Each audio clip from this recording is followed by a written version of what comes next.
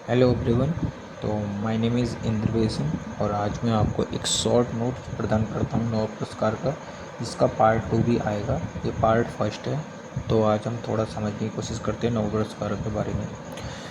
Nobel पुरस्कार की स्थापना एक महान वैज्ञानिक हैं जो कि कहाँ के हैं, स्वीडन के महान वैज्ञानिक हैं अल्फ्रेड नोबेल ने 1900 में इसकी स्थापना की थी। अल्फ्रेड नोबेल जो कि महान वैज्ञानिक है, उन्होंने एक खोज की थी, डायनामाइट की खोज की थी। किसकी खोज की थी? डायनामाइट की खोज की। आपसे पूछा जाए कि नोबेल पुरस्कार कितने क्षेत्रों में प्रदान किए जाते हैं, तो नोबेल पुरस्कार जो होते हैं वो 5 क्षेत्रों में प्रदान किए जाते हैं।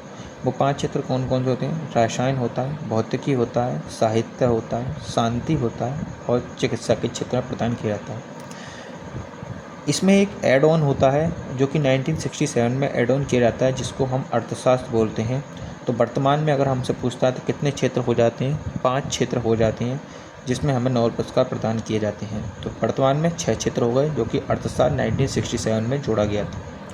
1967 में जोड़ा गया था। तो 1969 में 2 लोगों को अर्थशास्त्र में नोबेल पुरस्कार मिला था जो कि थे रेगनर एंड वेगनर।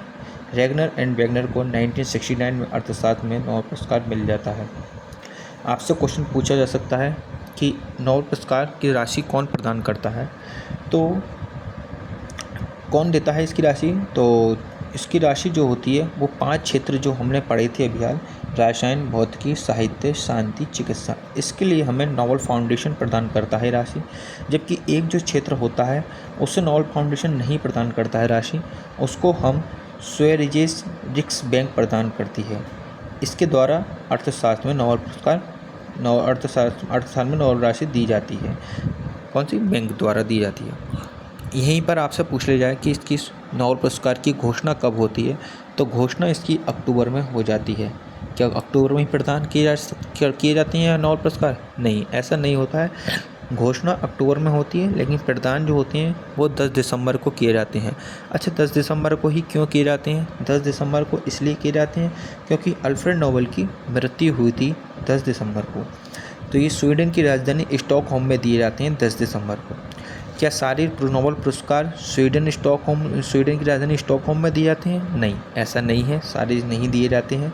एक शांति का नोबेल पुरस्कार होता है, उसे छोड़कर सारे जो होते हैं वो स्वीडन की राजधानी स्टॉकहोम में दिए जाते हैं। और जो नोबेल पुरस्कार जो शांति के लिए दिया जाता है वह नॉर्वे की राजधानी ओस्लो में दिया जाता है। कहाँ पर देता है?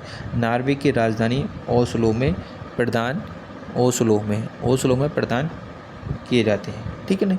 तो ये था एक शॉर्ट नोट। इसके बाद एक और इसका वो आएगा अगली वीडियो, जिसमें हम आपको बताएंगे किस किस को कब कब प्रदान किए गए हैं और 2024 में किसे किसे मिला है, जो कि आपका बहुत ज़्यादा इम्पोर्टेंट है। तो आप सेकंड वीडियो ज़रूर देखें। Okay, thank you.